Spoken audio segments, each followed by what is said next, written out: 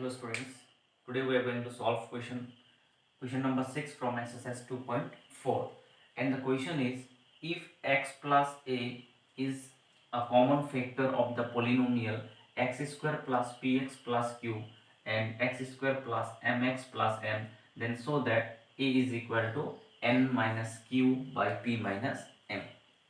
Here it is given that x plus a is a common factor of this both polynomial. Okay, two polynomials are given. Suppose let p1x. Suppose this polynomial we have taken p1 x square plus px plus q and p2x, because two polynomials are there and in both the case same variable x is there, so that is why p2x is equal to x square plus mx plus m. Okay, x plus a is a common factor of this polynomial. Okay, that means therefore zero of x plus a, what will be the zeros of x plus a? It is minus a. Yes or no? Zero of the polynomial you know how to find, and according to question that x plus a is a common factor, that means it is a factor of both this polynomial. That means if in case of both the polynomial, if we divide it by, or if we write in place of x minus a, then the remainder will be same in both the case. Okay, so now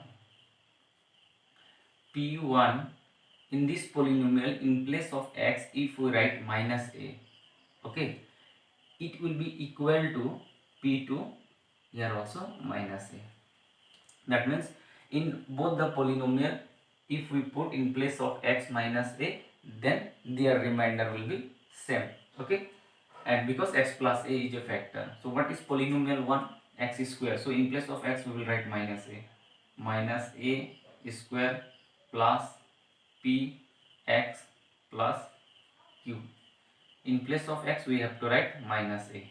Okay, minus a plus q is equal to, here second polynomial, minus a square plus m into minus a plus n. What is the square of minus a? A square. P into a minus p a plus q. Minus a square means a square minus m into a m a plus n. A square cancel from both sides. Okay, so here it is minus p a. If you bring this minus ma, it will become plus ma, and it is n. If you take q that side, it will become minus q. Here if we take a common, then it will become minus p plus m. Okay, a into minus p a plus m is equal to n minus q. If we write a is equal to n minus q minus p plus m, when we will take that side, it will come in the denominator, minus p plus m, or you can write m minus p. Okay, minus p and m, just we have written m first and minus p second. So a is equal to n minus q by m minus p. Okay, but in your question it is given a is equal to n minus q by p minus m. Okay, but here we have got m minus p, but they are given p minus m.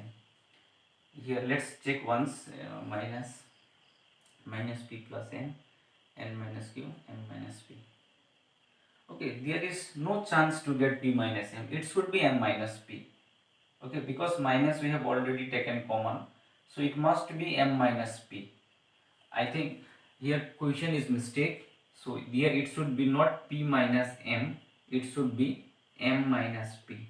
Okay, in question it is printing mistake, a is equal to n minus q by m minus p. Okay, so like this we have solved and it is hence proved.